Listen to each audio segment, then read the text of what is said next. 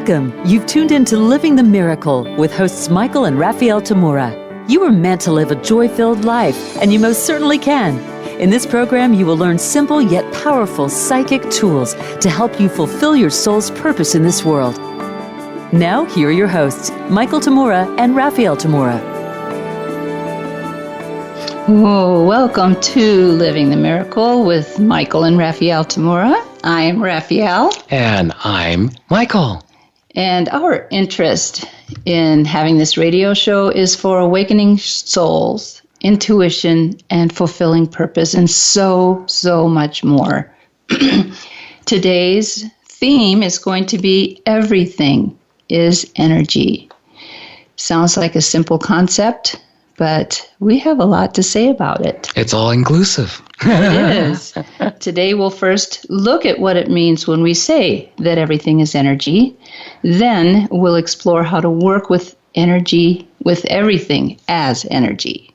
Not just working with energy, but working with everything. And what is everything? Well, one of the things that I like to start with when talking about energy is that everything is energy. The chair you're sitting in, the car you're sitting in, the walls of your house, the steps to the building where you work, the air, the sky, the planets, let's get bigger and bigger, the galaxies, the entire universe is made up of this stuff we call energy. So it gets bigger and bigger and bigger, and it also gets smaller. And it gets smaller, as you know, when you're starting in about second or third grade. You started studying science and got to see that things are made of cells and molecules and atoms and the parts of atoms. But it goes beyond that. It goes to the much more subtle energy levels so that eventually we'll be able to track every single level of energy there is in this universe. But meanwhile, those of us that are extra sensitive know about the subtle energies, including our thoughts, what we feel around us, that sort of thing. So an example of being the effect or knowing about energy, everybody has this, even those of you that might be on the fence about all this psychic stuff.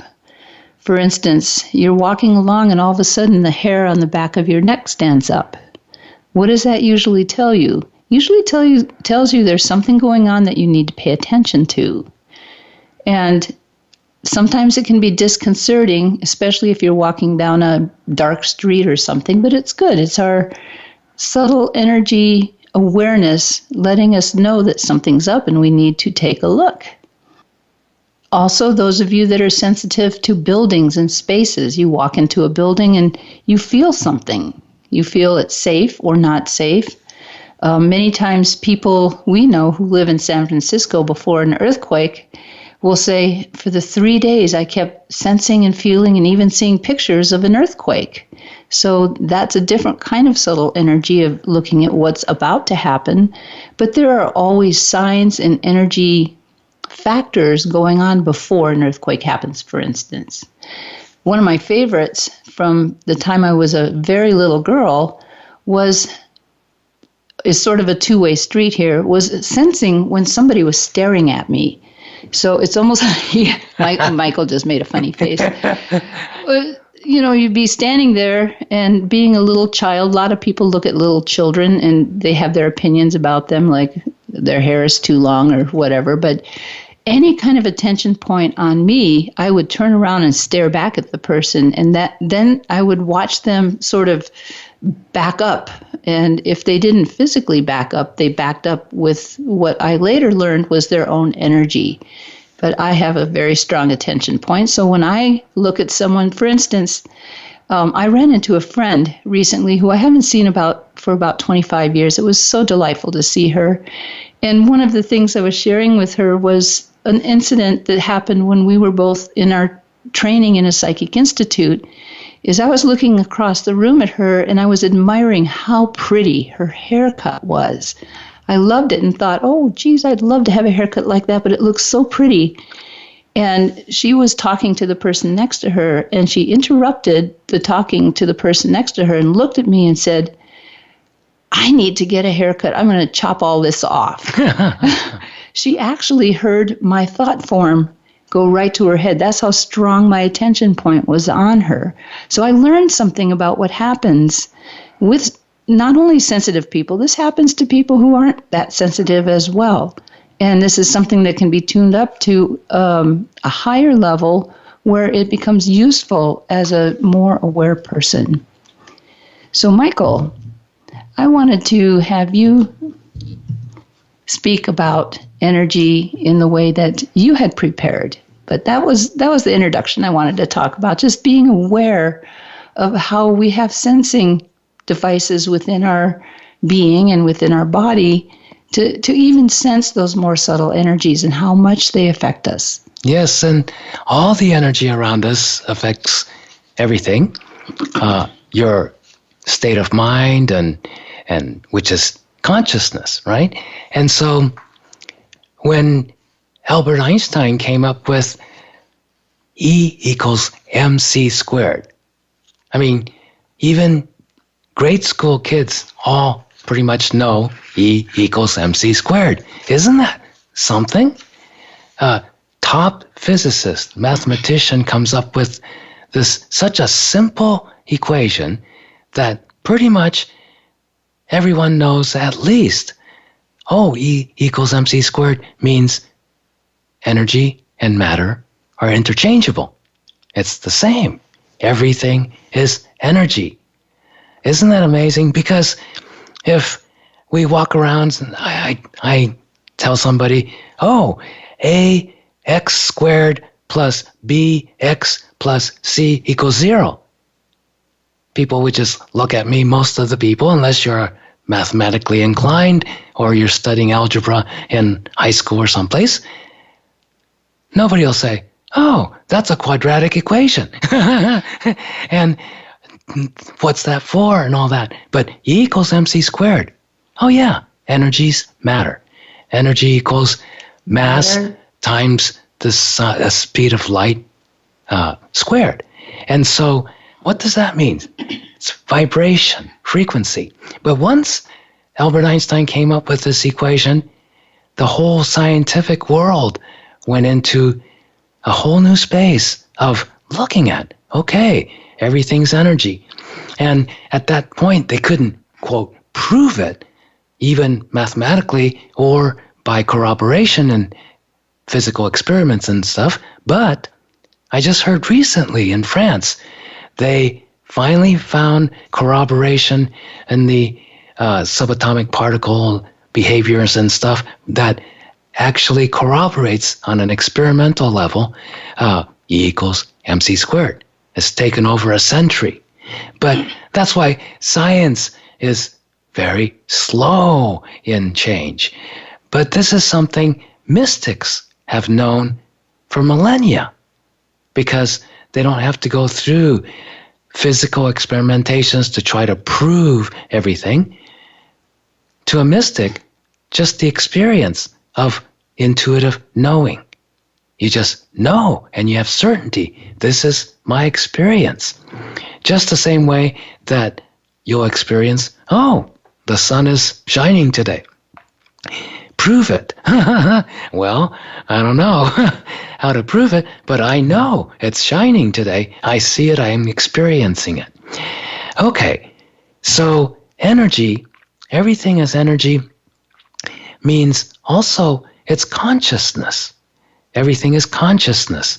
And so if energy is everything, everything is energy. Consciousness is part of everything, and it's energy as well. So then, after Einstein came up with the E equals mc squared, and the scientists all started to investigate and explore that territory of everything being energy, some of them ran into an obvious difficulty when they start to deal with subatomic particles. The behaviors were so delicate, sensitive, that what you can't see with your physical eyes on a very dense physical level of matter, you can notice on a subatomic particle. And so then you can't, this guy named Heisenberg came up with the uncertainty principle where you can't measure, you can't point out this is the position of that particle. At the same time, find out its velocity. How fast is it moving? Because if you know one, the other's already changed. If you know the other, the first is already changed. So you can't nail it both down at the same time. Like you could get, if you have one of those speed detectors, somebody can be standing on the side of the road and says, oh, that car, when it was at point X, was going 65 miles an hour. And you can get a ticket or not. And so, but you can't do that with a subatomic particle. And so then they're going, okay, because subatomic particles have these properties like waves. It's not just this thing. It's a wave pattern. And it interacts. Everything's always interacting. And so that then becomes, oh yeah, no wonder there's a thing called the observer effect in scientific experiments, where when somebody's, depending on who's watching and how they're observing the experiment, it changes. Now we're starting to have, oh yeah, consciousness is energy, energy is consciousness. So the consciousness of who's there, who's observing, just like Raphaelle was talking about when she was looking at that lady across the room and going, oh, about her hair. And the woman says, oh, I'm going to have to chop off my hair. Because she was having this sensitivity to people looking at her hair, and judgments and criticisms within her from her past comes up, and she makes decisions based on that. But how much of this is going on all the time in every one of our lives, even when we sleep? Some of us wake up all of a sudden in the middle of the night because now we live in a society where we know people all over the world, even if it's on a social site like Facebook or Twitter. Well, somebody in India or somebody in Australia might be awake when we're sleeping, and they think about us, or they, whether it's a very positive kind of a comment on Facebook or a very negative, angry comment, and they put their attention on who the other person is, who I am or who you are. And that might disturb your sleep, or it'll come into your dream state and it affects your dreaming. So this effect on one's consciousness from other people's attention. Well, when you have an attention, just like Raphaelle was saying, she had an attention about admiring this woman's hair. But that's a very specific kind of energy, which is different than if she was looking at that same woman at the same time, thinking about, whether she was overweight or underweight, or being interested in being a friend or not, or I don't like her, or I like her, whatever. The energy is very different. You all know that. You've experienced it time and time and time again, where you walk up to somebody who you don't even know and you feel uncomfortable already. You feel like they're looking down their nose and they're criticizing you, even if they haven't spoken a word. And you go, I don't want to be here around this person. And so when you're being welcomed, when somebody's going, oh, I'm so happy to see you. They don't say anything. They might not even have a facial expression, but around such a person, you feel welcome. Oh, yeah, I can be here. And you relax and you feel at home. And when somebody's, judging you, especially harshly and critically, and you go, oh, I don't belong here. I shouldn't be here, and things like that. And this is what we want to explore more today. And what happens? How do we change energy? That's what we're interested in, right?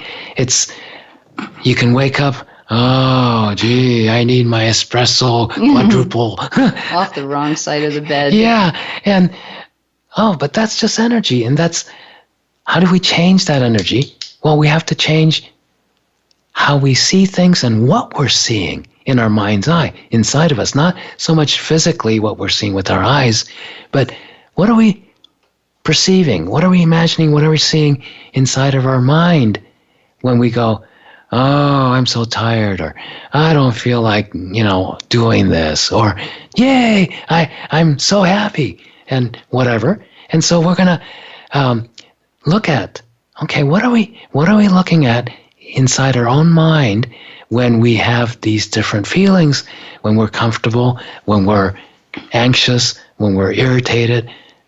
We're looking at specific things, thoughts, images, colors, energies. Basically, it's all energy.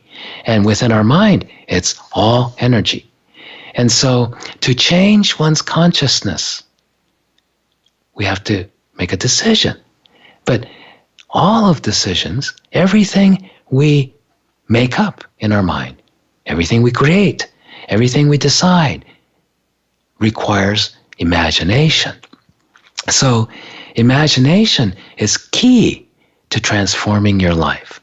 If you'll notice, everything in the world, everybody learns early on in their lives that, that's just imagination. It's not real. It doesn't make any difference. If you keep on, thinking just that's real and stuff, then you're going to be sent to the nut house.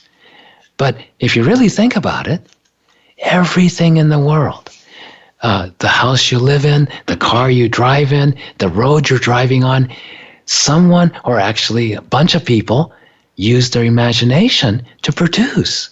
An architect has to use his imagination to design a house or a building. The engineers have to use their imagination. Sure, they know a lot of math and formulas, equations, and all that, but they have to use their imagination. So we're going to come back to using our imagination to change your lives, change the energy. And when you reset the energy of your day, of your space, of your life, you start that first step of transforming it from where it is to where you really like it to be. And everyone knows intuitively, we're not here to suffer and be in pain. This is part of what living the miracle is about. Living the miracle for us is we could use our imagination, our innate spirit creativity to transform, to heal ourselves and our lives. We're coming up on our first break. When we return from the break, we'll continue exploring working with energy, and we'll take some callers. Hey there. Thanks for listening to the show. If you're ready to take the next step on your spiritual path, develop your intuition, heal your spirit, and fulfill your life's purpose, please visit livethemiracle.com, our learning sanctuary for the soul.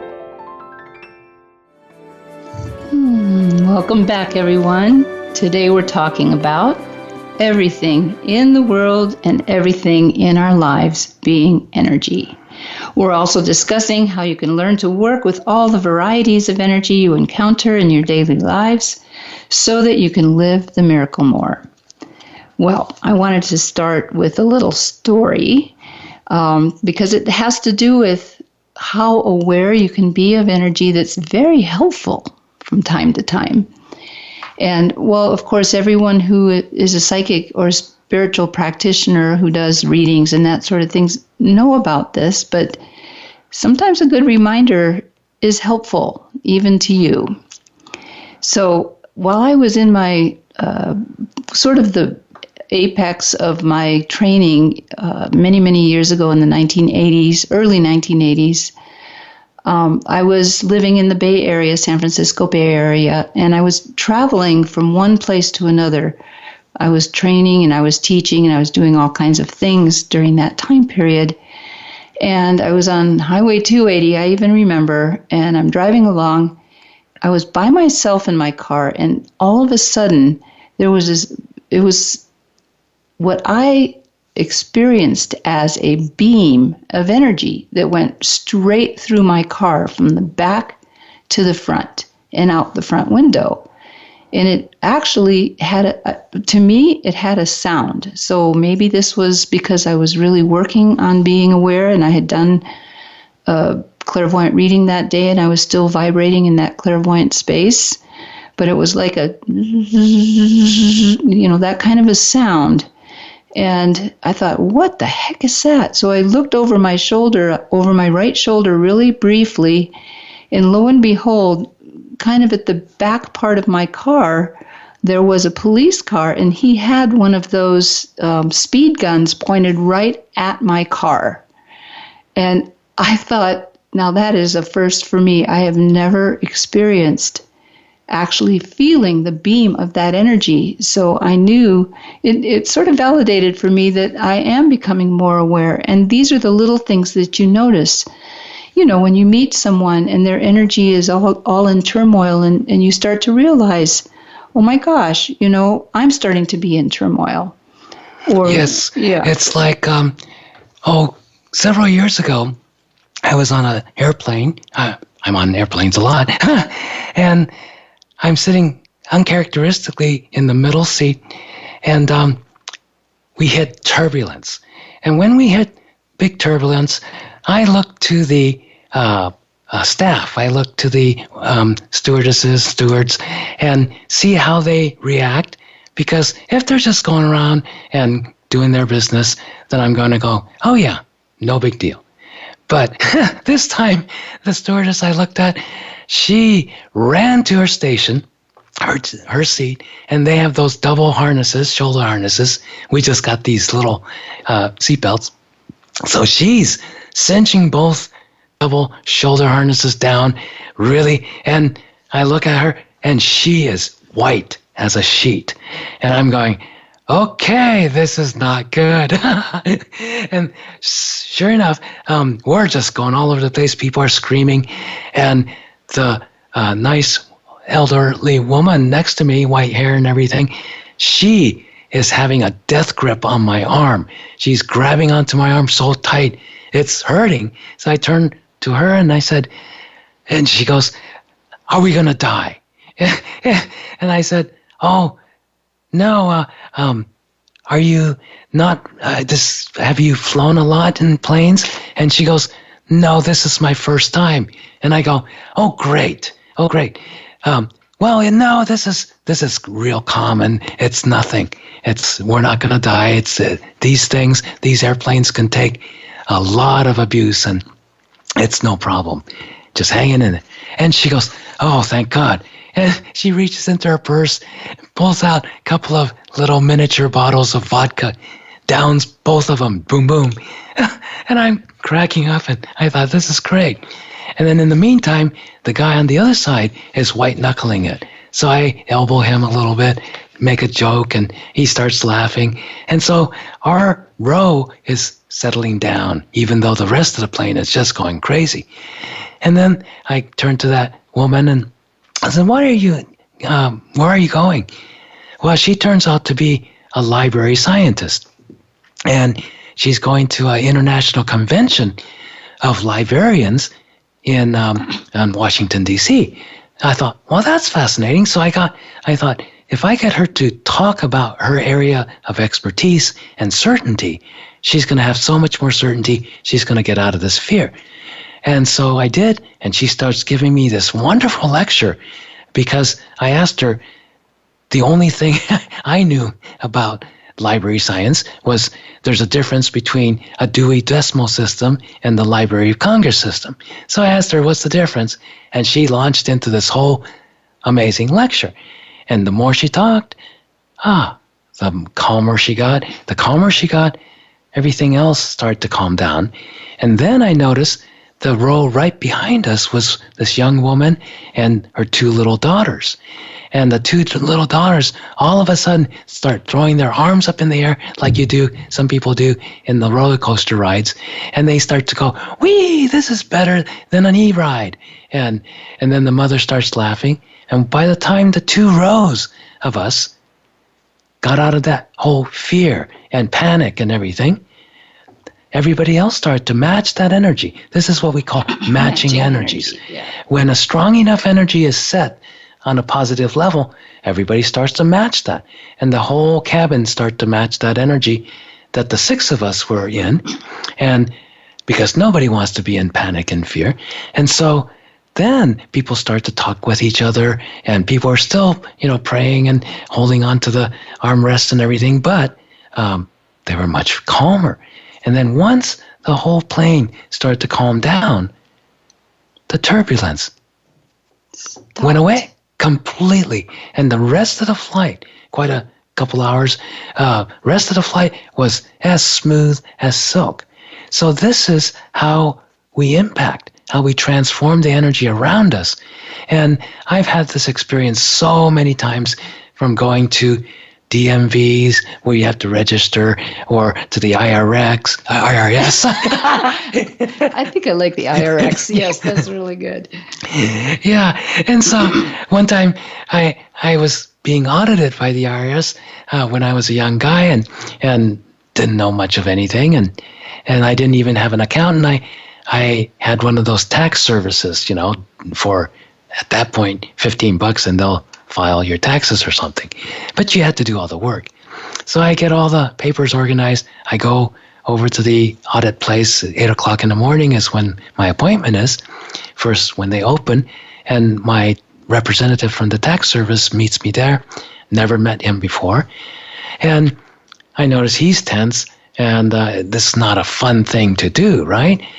So then I notice, the agents who work there, the employees are coming into the place. The door's locked, but the security guard knows who the employees are. So he unlocks it, lets the employees in. So as this group of 4 women agents come in, and they're all serious and everything, so I smile, I say, "Hi, good morning." And I said, "It's great to be here." And they go, "What are you here for?" I said, "Oh, I'm being audited." And they look at me kind of funny because I'm in such a good mood. And I said, "Yeah, I heard that the IRS is going through an image change." And they go, "We are?"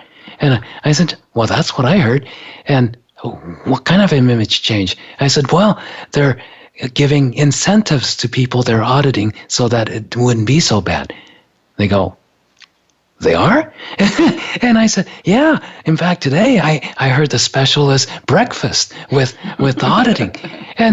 And of course I'm smiling, and one of them caught the joke, and she starts laughing. Everybody starts making jokes about, "Well, I would like that." And yes, why don't we do that?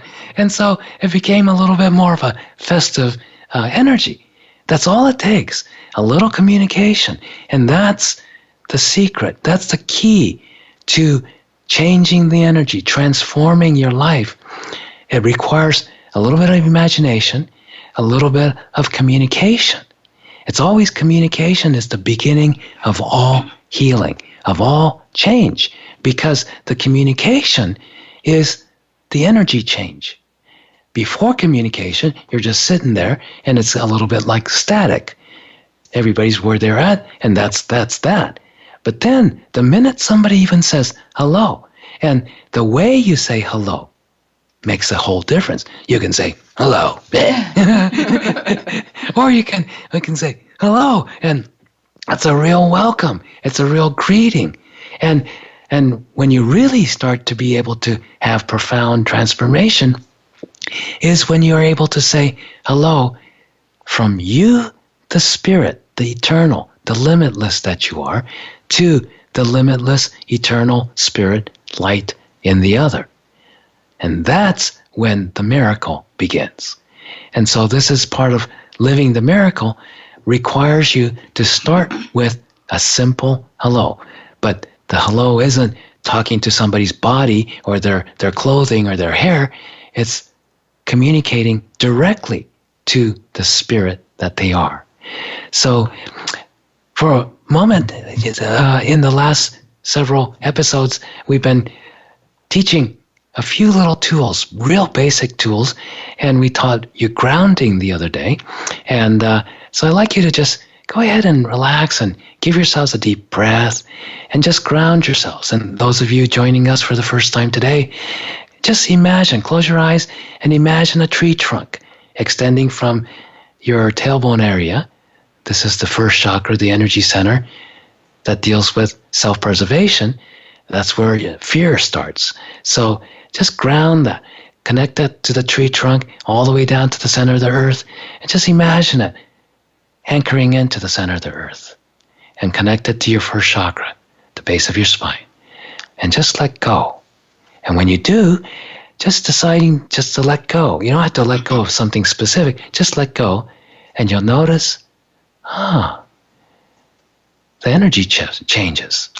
And you're changing your consciousness, right? You're deciding, I can do something about the energy I'm experiencing. I can do something about the state of being I'm experiencing of myself in relationship to people, things, situations in the world. And especially when you don't like where you're at, or it's uncomfortable or whatever, then you go, I'm not a victim. See, this thing, E equals MC squared, everything's energy. What that means is no one is ever a victim. Everyone has power. You're never helpless. No matter what the circumstance in the world, no matter what condition your body's in, you're never helpless. You're never without power to change, to transform your life and where you are. But it starts with hello to yourself, and you go, I could imagine being connected to the center of the earth with this tree trunk. I can imagine letting go. The energy's subtle but already changing. You're calmer. And then give yourself another deep breath and just be aware. Imagine that you're totally aware in the center of your head. Okay, you're imagining you're in the center of your head. Now, one of the ways, the very simple way that you could work with energy is imagining energy on a very subtle level as colors. And you'll notice, the rainbow that comes out of the prism is different vibrations for each color. Color is a vibration. It's energy. It's component parts of energy. It's vibration. So just imagine an image of a rose out in front of you. And once you imagine that image of a rose out in front of you, would you imagine that rose absorbing the energy of the room you're in, the most predominant energy of the room you're in, and let that rose become the color of that vibration that it's absorbing? So some of you, it might be green, some of it might be dark, some of it might be bright, but whatever you see in that rose, that's a good indication of one of the major kinds of energy that's in the room. Now, would you imagine exploding that rose?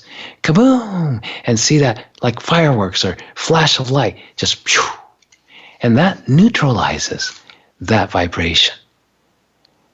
So you can do this many times, all kinds of in situations, and notice the difference when you did that. Now imagine another rose, and then do that again and see what color it turns this time. It might be picking up a different energy, might be picking up the same kind of energy. And then once you take a look and go, that's that vibration, and then imagine it exploding again.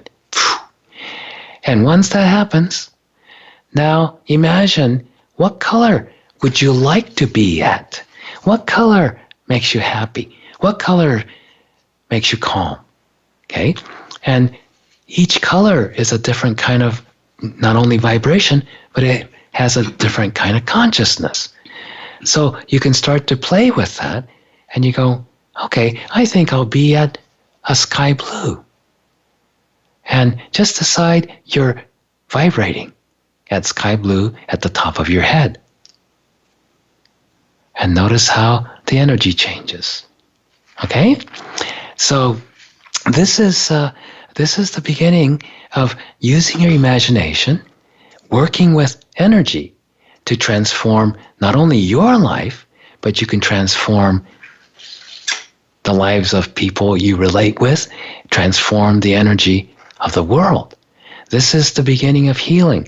It's all energy. And as you start to use your imagination, notice as a child, you could just imagine anything. There's no holds bar because it's imagination. You don't have to have proof. You don't have to, explain it. You just imagine it. I'm imagining I'm floating in the sky. I'm imagining I'm sleeping on a cloud. You can do anything with your imagination. You want to start to give that back to yourself, that imagination to be able to do anything. This is where your inner power comes from. Yes, and one of the things I wanted to mention before we go on break, which we're about to do, is on the break you might want to go online and take a look at our brand new website, www.michaeltamura.com. We'll be right back. Oh, it's great to have you back to Living the Miracle. If you're joining us now, we've been talking about everything in our lives and in the world being energy, and that we can learn to work with everything and every situation and condition as energy. So I wanted to start this section with a little story, which is one of my ways of teaching about things, but I know that a lot of you have had this experience and might not have even known it. And that is our sensitivity to other people and how much we're aware of where other people are. Now, this story happened not too far off from the time period I experienced the police speed gun story that I told you in the earlier segment. And I was working for a plumbing wholesale warehouse, very, kind of tedious, boring work, and I had computer problems on this particular day. So we called our regular computer guy to come in. And I didn't really like it when he was there because I felt kind of uncomfortable when he was there, and not because he wasn't friendly or anything. But this time I decided to really have my space. I grounded myself just like the way Michael was talking about it the last section. I grounded myself, and another thing I did was I brought my energy field in around me, so I was in my own space. And I just decided to be an observer of myself while this person was in our office, because he had to sit right next to me to work on my computer. And this is the days when it was a very different computer setup as it is now, because it was, again, the 1980s. So he comes in and sits down, and I remember as he was walking around the counter to come back to the room where I was working, I started hearing this sort of mantra in my head that I didn't have until he started approaching me. And that mantra sounded like this: I hate myself, I hate myself, I hate myself, I hate myself, I hate myself. And he came around behind me and sat down, and the entire time he was there, while I was conducting other paperwork and work and staying out of his space so he could do his work, that mantra continued. He finished the work in about 45 minutes, got up, and as he left and started walking out of the room and out of the building, that mantra sound that was coming, I realized, from him, faded away. It was one of the most eye-opening experiences I've ever had, and it made me realize how many times when I felt unhappy or even nervous or like I was getting sick all of a sudden when I'm around other people, is that I'm actually picking up on where people are, what thoughts they're putting out, and thinking they were my own. So then, what do you do when you're experiencing that?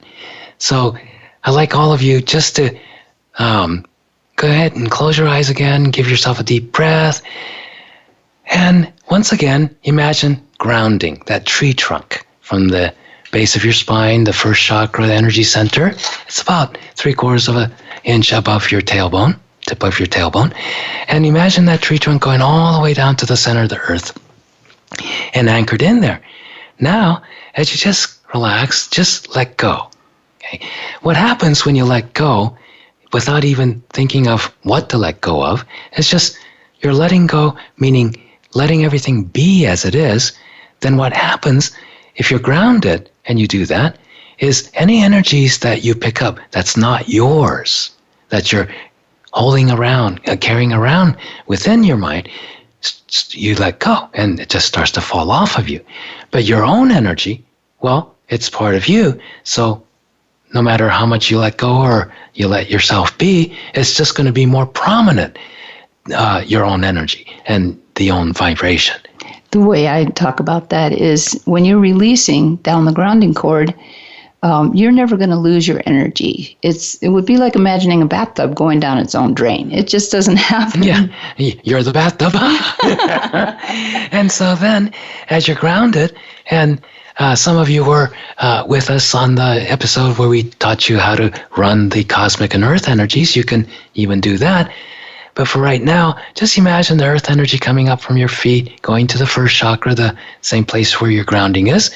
And then the cosmic energy coming down from your crown chakra at the top of your head, coming down the back and mixing with the earth energy. And then about 85% cosmic and 15% earth energy goes up from the first chakra up to the crown chakra, through all the chakras, and out like a beautiful fountain. And it also goes across the shoulders, down the arms, and out the hands. And don't worry about the specifics and the details. Over the course of our many episodes, we'll touch upon this over and over, and you'll start to pick it up more and more in detail. But when you're first starting, it's just fine once the energy's starting to go. So as you give yourself a deep breath, and just imagine being in the center of your head.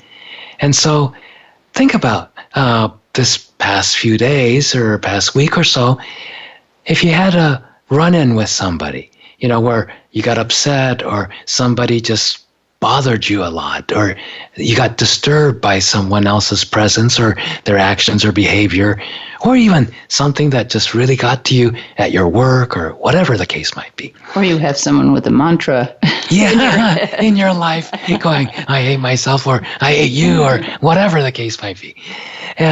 Or somebody who's perpetually grouchy or angry, unhappy, and you have to work with them or you're around them a lot. Just pick somebody and pick an instance where you got into a run-in with somebody. And okay, now imagine that rose. Imagine a picture of a rose out in front of you, about a foot out in front of your forehead.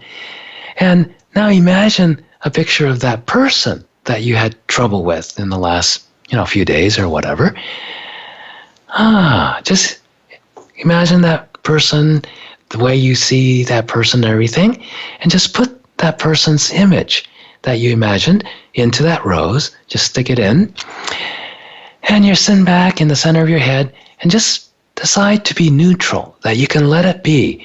If you find anger or upset or sadness or fear, anything in relationship to this person's image, just let that all come out. Just let it be. Don't try to stop it or change it or get rid of it or anything. Just let it come out. The more you're grounded, the more you let things be. All that's not yours will naturally come out of you, come out of your mind, your space, and just let it decide. You're going to let it come out and go into that rose where that image is. And just imagine you can see the energy moving out of your space and going into that rose. That rose, for this process, serves as a different space that you can identify and just go, okay, I'm just going to let this energy go into that rose. And then just consciously make a decision that any of this person's energy that you took on and you've been trying to solve, just decide, I don't have to solve this person's energy. No matter how good or bad or anything that energy is, I don't have to take responsibility for it. I don't have to change it. I don't have to solve it. I don't even have to try to get rid of it. I can just let it be. And as you decide, I can just let it be, I'm not going to hold on to it anymore. Because if you're trying to solve it, you're holding on to it. So you decide, I'm not going to solve it. I'm just going to let it be, let it go. Let that energy go, all that person's energy that you've been carrying around since this situation happened. If you're still carrying some of it around, just let it all go into that rose and just see how much energy is coming out. For some of you, it's just a tiny bit. For some others of you, it's a few suitcases full. So it's all coming out, and whatever the colors of that energy is, doesn't matter. It's not yours. You just put it into that rose, and when it's all in that rose, give yourself a deep breath, smile, and just be in the center of your head. Imagine being in the center of your head, totally neutral, totally letting this energy be the way it is, and you're just letting go of it all. And then, would you just decide to imagine, boom, exploding that rose and all the energy and the image of that person in it, just boom.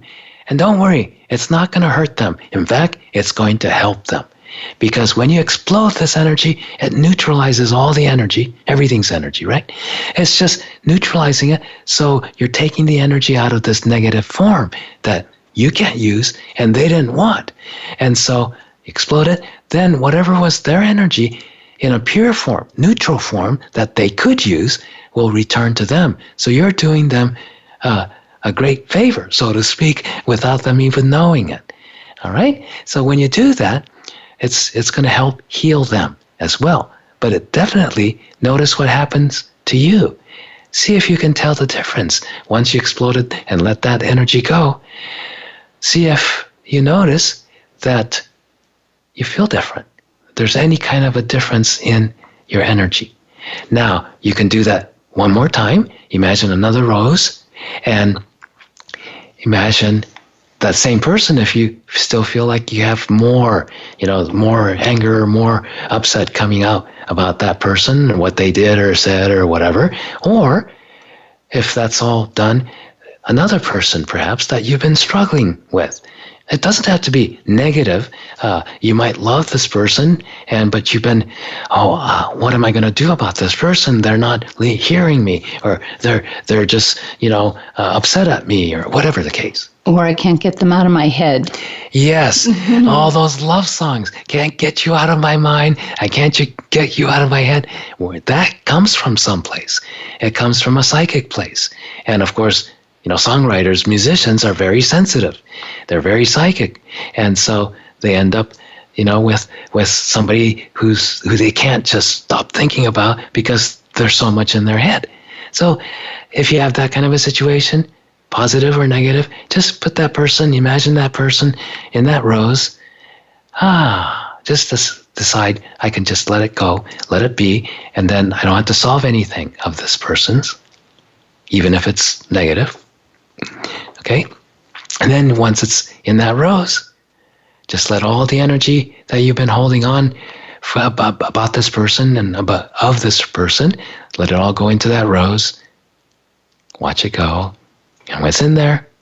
Okay, now imagine it going kaboom! Just bright flash of energy, light and fireworks, just neutralizes everything. And that energy, any of it's yours will neutralize and come back to you. Any of it's theirs will go back to them. And just be in the center of your head again. Imagine that. Imagine being very aware. And the final thing, always, when you finish things like this, these kinds of exercises, imagine a beautiful gold sun above your head. Just this beautiful gold sun full of life force energy. Again, especially when you're tired or, you just don't feel like you have enough energy. Just imagine there's lots more energy. There's unlimited amount of energy.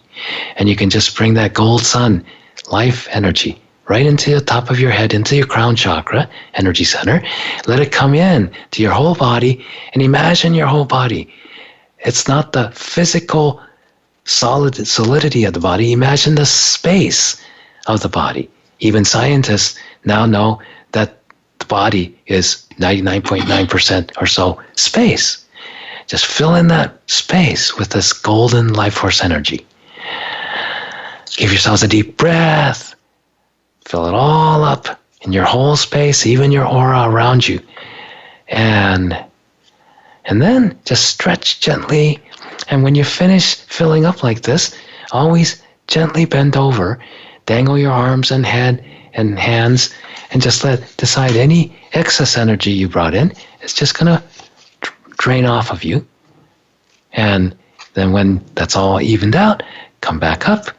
Open your eyes, look around the room you're in, and say hello to yourself. Say hello to yourself as the spirit that you are to yourself as the spirit that you are. All right. Then you can go ahead and breathe normally. I can't believe the show is almost over. And you can practice this Blowing Roses tool and all week and see how you do. Next week, we'll explore how your sensitivity may actually be an expression of your power rather than a weakness or problem. Join us for Your Sensitivity is Your Power, Not Your Weakness or Your Problem next Wednesday, February 28th at 11 a.m. Pacific Time. Thank you for joining us. In every drop of rain awaits a rainbow. For every chance it has to grow.